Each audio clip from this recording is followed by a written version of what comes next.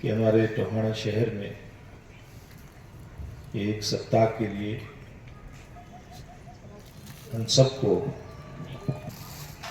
एक कार्यक्रम आयोजित किया जा रहा है, जिसमें विशेष रूप से वक्ता के रूप में बहुत ही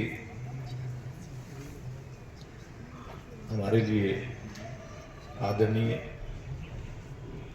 पूज्य बहन पूनम जी, उनके साथ पूरी टीम यहाँ पर हम देखते हैं कि लंबे समय से हमारे बीच में काम करती आ रही है कि आपने हम सब की इस भाग दौड़ की और आपाधापी की जो एक जिंदगी है, उसमें से कुछ समय हम स्वयं के लिए निकालें, इस बात के लिए प्रेरित किया है।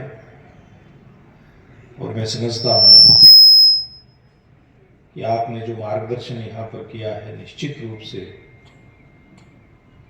हम टोहाना वासियों को उसका अपार लाभ भी मिलने वाला है।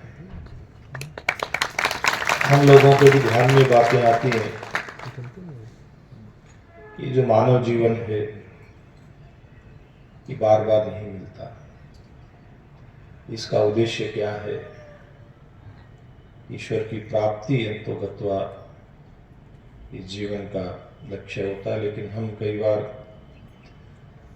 भूल भटक करके इस दुनियादारी में इतना लीन हो जाते हैं, इतना मगन हो जाते हैं, इतना इसमें गहरे तक डूब जाते हैं कि अपने आप को ही भूल जाते हैं।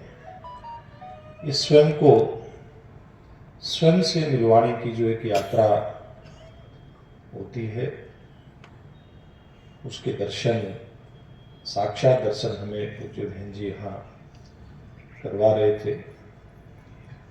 और हमारी इस महान संस्कृति में जो हमारा अंतिम लक्ष्य होता है मानव जीवन का, उसके बारे में हम सब लोगों को यहाँ बताया जाता है। और मैं तो ये कहता हूँ, मैं आप सबके साथ साथ मेरा भी सौभाग्य है। वैसे तो हो सकता है सबसे ज़्यादा भागदौड़ हमारे जैसे लोगों को ही रहती हो, लेकिन फिर भी प्रयास होता है कि इस प्रकार का कोई समय अगर कहीं से निकल जाए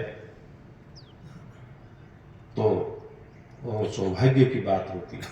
और आज हम सबको यहाँ ये इकट्ठा आने का, एकत्र आने का मौका मिला है, इसके लिए हम सब सौभाग्यशाली हैं। एक बार फिर मैं आप सबकी तरफ से पूज्य बहन जी का बहुत बहुत धन्यवाद करता हूँ कि आपने इतना महत्वपूर्ण समय निकाल करके हम सब लोगों का मार्गदर्शन किया। धन्यवाद। जो हेड बनाया वो मातृशक्ति माताओं बहनों को बनाया। ये पूरे विश्व की सबसे बड़ी इंस्टीट्यूशन है जिसका संचालन मातृशक्ति फीमेल द्वारा होता है।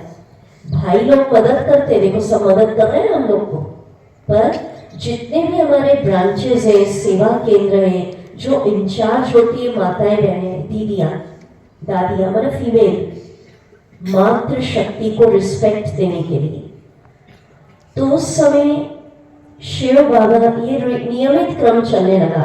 रोज शिव बाबा दादा के तन में आते, ज्ञान सुनाते और वापस परमधाम लौट जाते।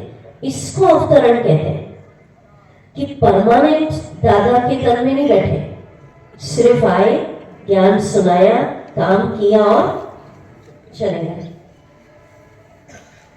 तो इनको लोग कहने लगे ब्रह्मा बाबा। ये हो गए दादा लेखराज से प्रजापिता ब्रह्मा बाबा। क्यों बाबा? बाबा माना पिता। सबके तीन पिता आज देखो, एक लौकिक पिता जिसने शरीर को जन्म दिया, वो हम सबके अलग अलग पेरेंट्स हैं। आत्मा का पिता, पारलौकिक पिता, वो शिव बाबा। और भगवान के रचे यज्ञ का पिता, अलौकिक पिता, डिवाइन फादर, भगवान के कर्तव्य का इंस्ट्रूमेंट, प्रजापिता ब्रह्मा बाबा।